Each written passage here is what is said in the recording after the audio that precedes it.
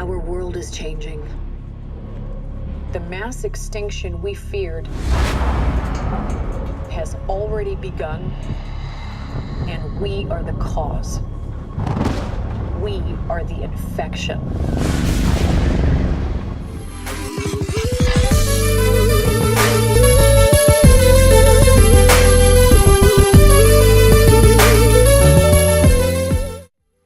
Hey guys, Ridden here with another movie review for you. Today we're going to be covering the first official trailer for the new Godzilla King of Monsters film. And right off the bat, all I can say is wow. I mean, Legendary and Warner Brothers really knocked it out of the park with this one. I've watched this trailer at least 10 times. And when I'm done reacting and reviewing here with you guys, I'll probably go back and watch it another 12. This opening sequence really did the job I think they were intending it to. Millie Bobby Brown is such an amazing young actor, and it's an incredible testament to her ability to be able to carry this scene this way truly. I didn't really know much about Michael Dougherty, the director of this film, beforehand, but I think that he's going to definitely bring a lot of the right types of attention to himself, being at the helm of Legendary's latest trip into the kaiju realm. The visuals on display here are great. The timing and score are just perfect. All in all, this summed up to be a pretty impressive teaser, so let's just jump right into it.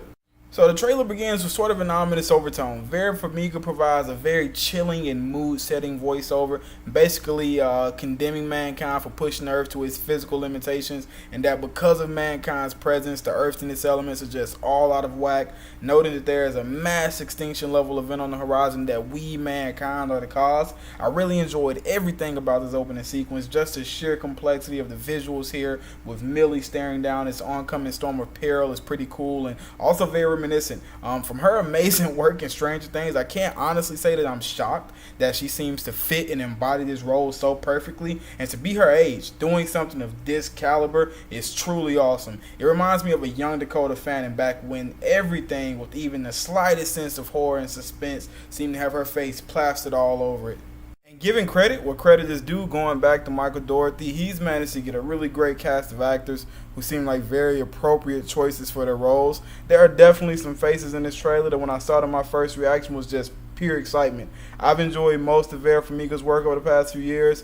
I'm a huge Aisha Hines fan from her work in 911, Underground, Hawthorne, True Blood. I also believe she was in Weeds as well. I mean, she's just had so much variety in her roles over the years, and I just feel that she brings it every single time we see her on the screen and the red carpet as well. So I'm definitely hyped for her contribution to this film in whatever capacity that may be in.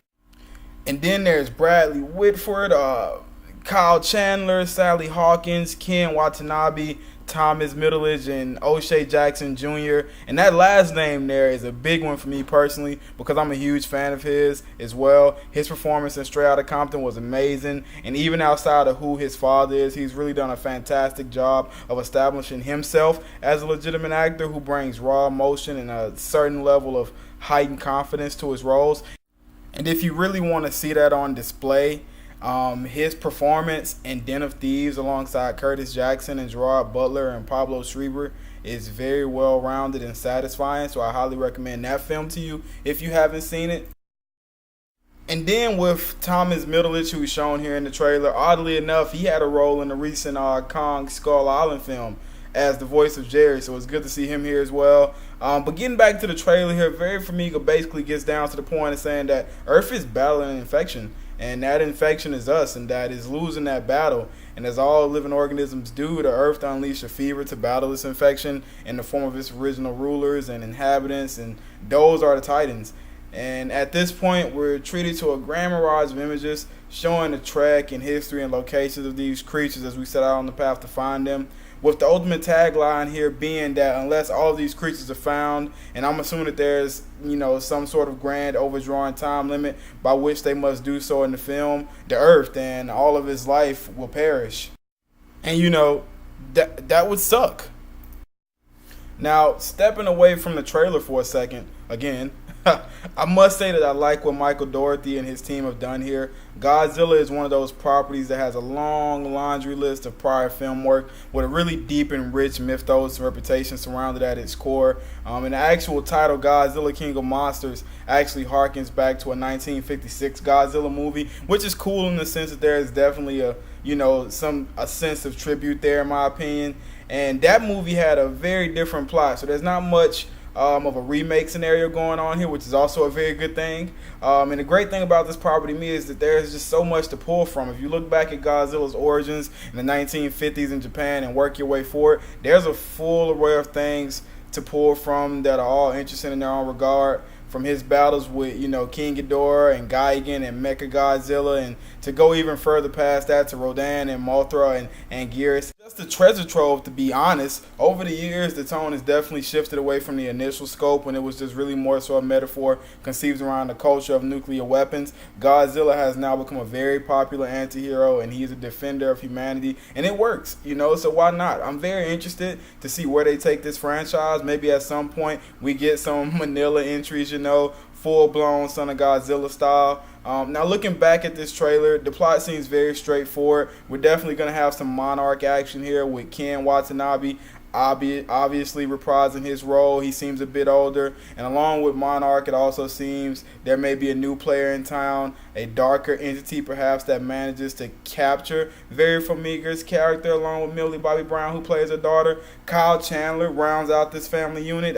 He's the ex-husband, and just going along the common movie plot storyline trope. While Monarch wants to work with and understand these creatures, this new group will no doubt have their own views and agendas as to how the Titans can be used to their own selfish advances. And the trailer doesn't exactly make it easy to point out who is who, but I think it's a safe assumption to make that Charles Dance is definitely not playing ball for the heroes. He's such a great actor, and I always love to see him partake in any role, but I particularly enjoy him in his villainous ones. Although I did love his role in Me Before You, which was just an amazing film. And in this trailer, Charles Dance has a really cool moment where the score drops out and he says, "Long live the king." And I don't know about you guys, but in that moment, all I saw was a Lannister. Ultimately, I must say I really like the direction they seem to be taking this film in. The setting shown here in this trailer seems far and away from the one of his predecessor back in 2014. Now, I know there's a lot of talk surrounding Godzilla and a potential matchup with Kong down the road at some point. And while I must admit I am just as hype about that happening as the next fanboy, I think it is much more pertinent at this moment for them to establish these franchises on their own merit before trying to throw everything in the pot together. With these types of established characters, I think they need to be given their own respective time and spaces to initialize and grow and groom their modern stories. We saw how not doing that worked out for Warner Bros. And DC with Justice League, and I would hope that others would, heed those same glaring pitfalls. And as I stated earlier, Godzilla has so much potentiality in the directions that this franchise could take. Harkening back to the 1960s in Toho Studios, they've already begun working on deriving from and modernizing the Monster Island and Monsterland plots. I don't know, maybe the next film we see a Kumanga or Barragan pop up, and that would just be awesome.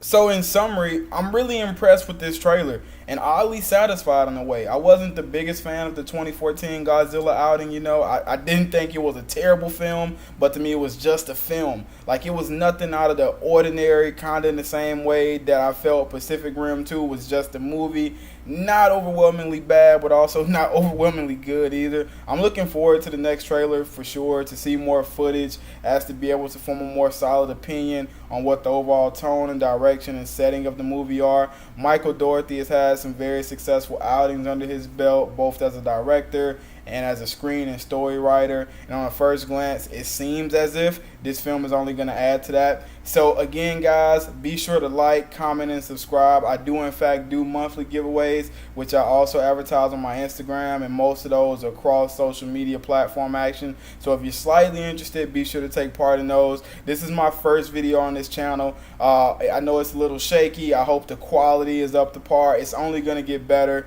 All the necessary links are listed below. But for now, this was written as it was written. And until next time, salute.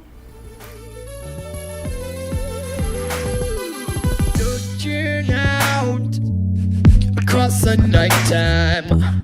The city sleep inside.